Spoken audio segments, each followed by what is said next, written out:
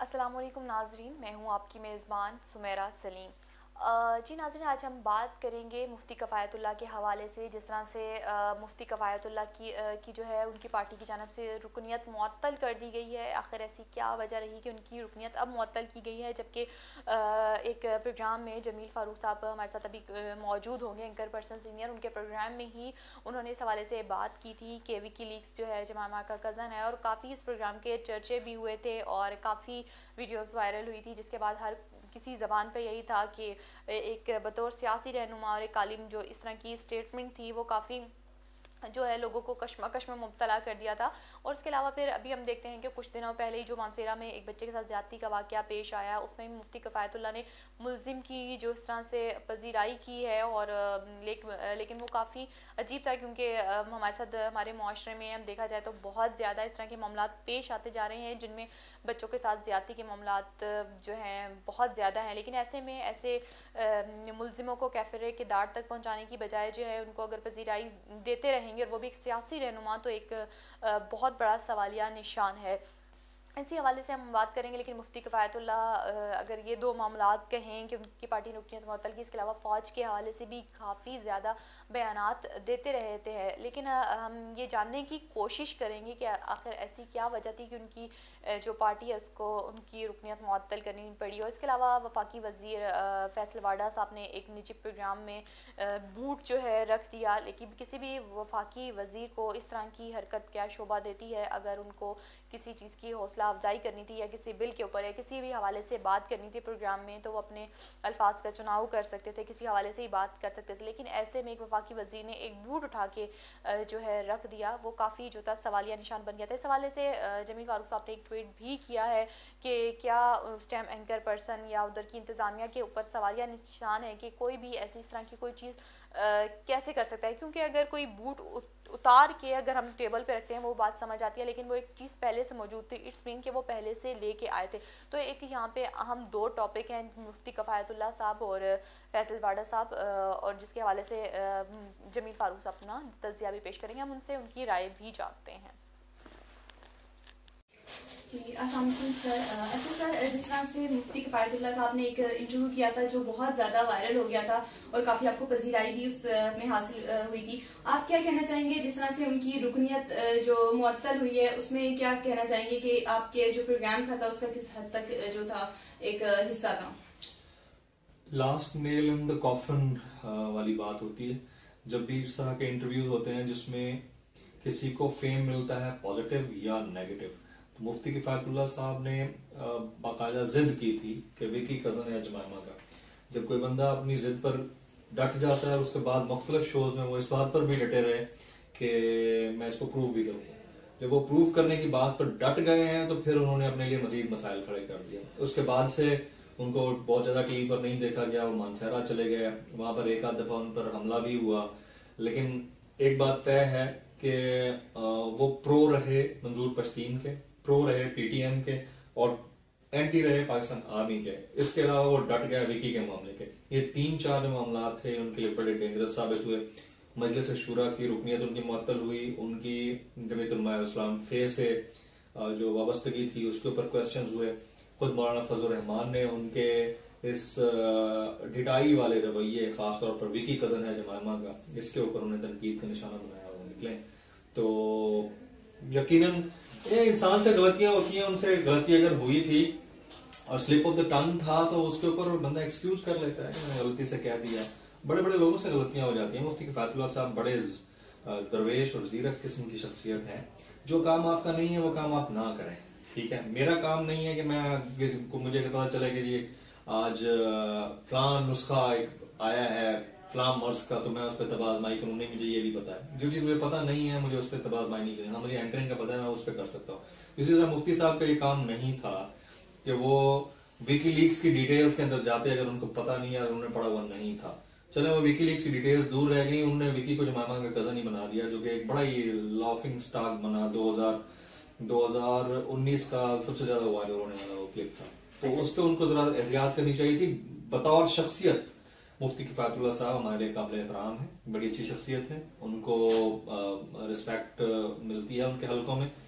बहुत सारी जगहों पर जज्बाती हो जाते हैं, लेकिन एक मंजूर परसीन के मामले के ऊपर, विकी के मामले के ऊपर, दूसरा पाक फौज के मामले के ऊपर। उन्होंने जो रवैया रखा हुआ है उसके ऊपर उनको भुगतना पड़ा है। सर अच्छा, आप क्या देखते हैं, जिस तरह से अभी आपने बात की पाक फौज पे उन्होंने ऐसा रवैया रखा है, फिर एक देखने में आया था बच्चे के साथ ज्यादती का जो मामला था, तो आपको क्या लगता है इन दोनों मामलों में से कौन से ज्यादा जो है उस चीज के लिए साबित हुए हैं कि उनकी जो रुकनियत मुअत्तल की है? क्योंकि पाक फौज के हवाले से भी वो काफी सरगर्म नजर आए, तो आपको क्या लगता है ये बच्चे के साथ एक ज्यादती, मतलब बहुत ज्यादा इस तरह के केसेस हो रहे हैं? जी हाँ, वहाँ मुझसे में एक वाकया पेश आया था, कारी शमसुद्दीन मुल्जिम के तौर पर सामने आए बाद में, और उनको फिर मैंने अपने शो में इनवाइट किया था ऑन टेलीफोन, मुफ्ती किफायतुल्लाह साहब को। उन्होंने यहाँ पर आकर एक और ही कहानी सुना दी कि ये तो शमसुद्दीन दो हैं, एक शमसुद्दीन मेरा मुलाजिम है, एक शमसुद्दीन वो है जो मदरसे से पकड़ा गया। तो मेरे मुलाजिम वाला वाकया दूसरा है और उस कारी शमसुद्दीन वाला वाकया दूसरा है। उन्होंने एक नई कहानी गढ़ दी, लेकिन बाला बाला अंदर से जो खबरें आ रही थी वो यही थी कि वो कारी शमसुद्दीन को जमीयत उलमा इस्लाम और मुफ्ती किफायतुल्लाह दोनों सपोर्ट कर रहे थे। पाक फौज के मामले के ऊपर भी उन्होंने मेरे शो ही बोला था, जो शो में हमने ऑन एयर नहीं किया लेकिन वो ट्वीट मैंने कर दिया था उनकी इजाजत से, और उन्होंने बहुत ही बड़े ही सख्त अल्फाज इस्तेमाल किए थे। उन्हें इल्जाम लगाया था कि उन पर जो हमला हुआ उसके पीछे एजेंसीज थी। तो मुफ्ती साहब अपने एक एजेंडे पर कायम है। जमीयत उलमा इस्लाम फे एक बड़ी जमात है। जमीयत उलमा इस्लाम फे पाकिस्तान के मामले के ऊपर, अफवाज पाकिस्तान के मामले के ऊपर अपना एक नुक्ता नजर रखती है, बड़ा पॉजिटिव है। तो मुफ्ती साहब ने जो एक नेगेटिव इम्पैक्ट दिया है वो उनका जाती मामला था, और उस मामले के ऊपर कई, देखें बाद इंसान जब गलती कर रहा होता है ना, एक गलती होती है, दूसरी तीसरी चौथी, मुफ्ती साहब ने पैदल पे 4-5 गलतियां की जो कि एक्सेप्टेबल नहीं थी, तो शायद यही वजह बनी है उनकी रुकनीत की मुअत्तली की। तो सर आपने जिस तरह से कहा जाता है कि उनकी वहाँ की आवाम के लिए खुशखबरी है, तो आप इसे खुशखबरी कैसे कहेंगे? देखिए, अवाम के लिए खुशखबरी तो मैं नहीं कह सकता, लेकिन मैंने खबर का जिक्र किया था, मैंने कहीं खुशखबरी का लफ्ज इस्तेमाल नहीं किया। खबर ये थी कि मुफ्ती किफायतुल्लाह की जो रुकनीत है मजलिस शूरा की वो मुअत्तल कर दी गई है। तो सबसे पहले मैंने ब्रेक की थी वो स्टोरी ट्विटर पे, उसके तकरीबन 3-4 घंटे बाद टेलीविजन पे चली थी, मेरे पास इंफॉर्मेशन आ गई थी। अब उसकी रीजंस जो बनी हैं वो अपनी जगह पर है। मानसहरा के लोग जो वहाँ के रहते हैं उनसे मेरे डायरेक्ट वाबस्तगी है, मेरे ताल्लुकात हैं, वो आकर मुझे बताते हैं ट्विटर के जरिए, इधर उधर मैसेजेस पे, कि किस तरह का सलूक और रवैया रवा रखा जाता है मुफ्ती साहब की जानिब से या उनके इर्द गिर्द लोगों की जानिब से। तो उनके लिए एक बड़ी खबर थी। अब मुफ्ती साहब किस तरह अपने आप को क्लियर करते हैं इस मामले से, या जमीयत उलमा इस्लाम फे उनकी इस आर्जी रुकनीत की मुअत्तली के ऊपर कब तक जो कंसिडरेशन करती है, ये आने वाले दिनों में पता चल जाएगा। अच्छा सर, एक बड़ा अहम कल वाकया देखने में आया है कि एक निजी चैनल के टीवी शो में वफाकी वजीर साहब ने एक बूट रख दिया था, तो आप उस हवाले से क्या कहेंगे कि एक वजीर को इस तरह की हरकत शोभा देती है, या किस तरह का वो तासुर जो है अवाम में देना चाहते हैं वो? देखिए, वजीर की हरकत पे तो हम बाद में आएंगे। सबसे पहले तो क्वेश्चन ये बनता है, और ये मेरे ख्याल में मैंने ही क्वेश्चन रेज किया है, और अभी तक तो मैंने किसी के ट्वीट्स नहीं देखे, ना ही किसी का तज्जिया सुना है इसके ऊपर। भाई, हर चैनल के कोई SOPs होते हैं, हर चैनल के फ्लोर यानी स्टूडियोज को यूज करने के कोई स्टैंडर्ड ऑपरेटिंग प्रोसीजर्स होते हैं। मेरे स्टूडियो के अंदर मेरे ख्याल में सिवाय ख्वातीन को किसी मर्द को इजाजत नहीं है कि वो अपने साथ कोई एक्स्ट्रा चीज लेके आए। ना ही फ्लोर इंचार्ज याद देगा, ना मैं दूंगा। मेरा कमरा है, यहाँ आके रख दें और आप आ जाए मेरे स्टूडियोज में। अच्छा, सबसे पहली बात यह है कि एक वफाकी वजीर हैं, इतना बड़ा नाम है, फैसल गौडा, मेरे बड़े अच्छे उनसे मरासिम हैं, कराची से उनका ताल्लुक है। वो आते हैं अपने साथ फौज का एक बूट लेके आ जाते हैं, और बूट अपनी चेयर की राइट साइड पे रखते हैं। सामने एंकर बैठा है, एंकर को भी पता नहीं है, फ्लोर इंचार्ज को भी पता नहीं है, सिर्फ फैसल गौडा को पता। अचानक से पता चलता है, बूट उठाते हैं और टेबल पे रख देते हैं। तो ये this is bullshit and nonsense. मतलब ये पागल नमन है कौम को, कोई भी है, whoever it is। पहले तो ये बताया ना कि ये अंदर आया कैसे बूट, और आपने उस टाइम पे निकाल के रखा कैसे।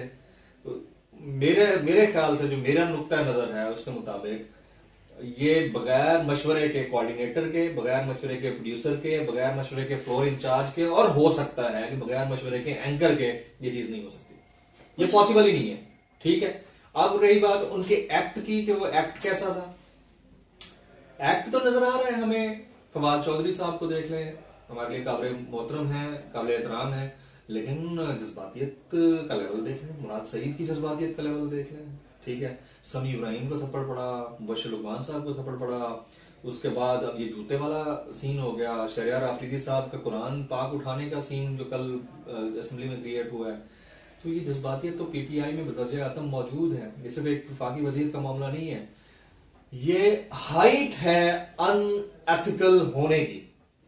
किसी भी हुकूमती वजीर की जानिब से जूते को इस तरह से टेबल पर रख देना, आप बच्चों को एजुकेट करने के लिए आए थे, आप नई नस्लों को एजुकेट करने के लिए आए थे, आप एक नया सिस्टम मुतारिफ कराने के लिए आए थे, आपने रहा सहा जो अखलाकियात का एक लेवल था उसका भी जनाजा निकाल दिया।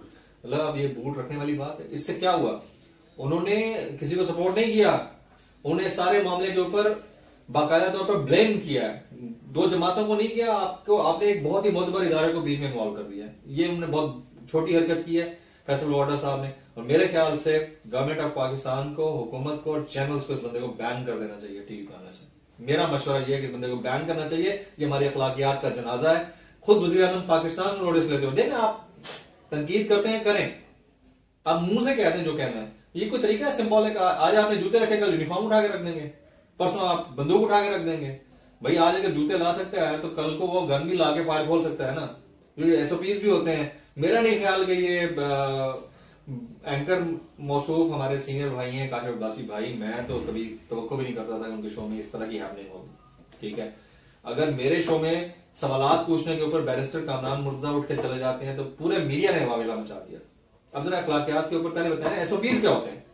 एसओपीज ये होते हैं कि आप इस तरह से इतना बड़ा जूता कैसे अंदर लेके जा सकते हैं। भाई किसी को नजर नहीं आया कि फैसल वार्डर अपने साथ जूता लेके आ रहा है, या तो अपने पांव से उतार के रखता है, फिर तो समझ में आती। तो ये दिस इज समथिंग अनएथिकल। एक तो एक्ट अनएथिकल है, दूसरा एआरवाई जैसे इदारे के अंदर इस तरह के स्टूडियोज में this is bullshit and this is mayor rating stunt. इसके अलावा कुछ नहीं है। थैंक यू सो मच अपनी कीमती राय से और कीमती वक्त देने का बहुत बहुत शुक्रिया। Thank you.